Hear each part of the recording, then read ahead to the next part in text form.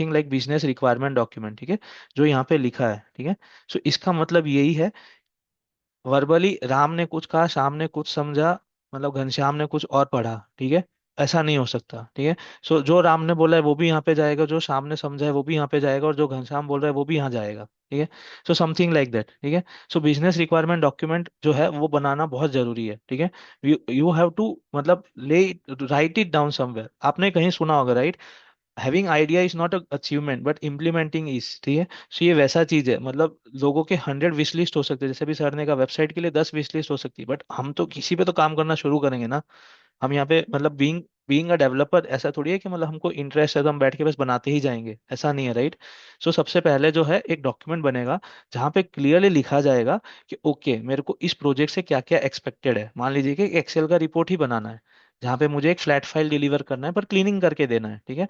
तो बताया जाएगा कि उसमें क्या क्या चाहिए बकायदा, कितने कॉलम्स होंगे, कॉलम कौन से होंगे, या उस रिपोर्ट से क्या एक्सपेक्टेड है।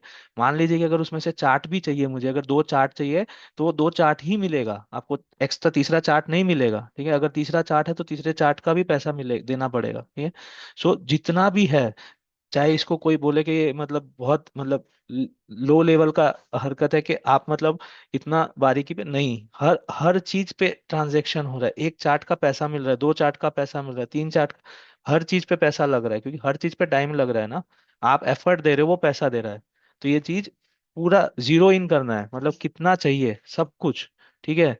कुछ नहीं छूटेगा, कुछ मतलब कुछ भी नहीं छूटेगा। ऑब्वियसली ऐसा नहीं होता है कि पहले दिन पे हमें पूरा स्कोप क्लियर होता है, वो कभी पॉसिबल नहीं है, बट ऑलमोस्ट 80% जनरली सबने सुना होगा, राइट? लाइक पेरेटो प्रिंसिपल, जिसने नहीं सुना है इसको जनरली पेरेटो प्रिंसिपल बोलते हैं कि 20% करने से आपका 80% काम हो जाना चाहिए।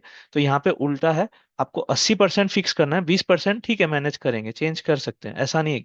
इतना भी हार्ड एंड फास्ट नहीं हो सकते कि एक एक कुछ भी चेंज नहीं आएगा, वो प्रैक्टिकल नहीं है, ठीक है। क्योंकि डे वन पे सबको क्लैरिटी नहीं रहता है ना, मतलब आगे क्या चैलेंज है, क्योंकि अभी तक हमने डेटा देखा ही नहीं है। अब मान लीजिए कि मेरे को क्लाइंट बोलता है कि मुझे चर्न रेट देखना है, या चलो ये थोड़ा कॉम्प्लेक्स हो गया, मुझे मेरा ग्रोथ देखना है कि पिछले साल कितना सेल्स था, अभी कितना सेल्स है। मान लीजिए कि डेटा जो मुझे दे रहा है उसमें पिछले साल का डेटा ही नहीं है, सपोज जस्ट एक एग्जांपल कि वो कहीं कैप्चर ही नहीं कर रहे हैं, ठीक है। वो अभी हमें नहीं पता, राइट? तो जो डे वन पे जितना स्कोप हम क्लियर रख सकते हैं, जितना अंडरस्टैंडिंग क्लियर कर सकते हैं, वो उतना करना है, ठीक है।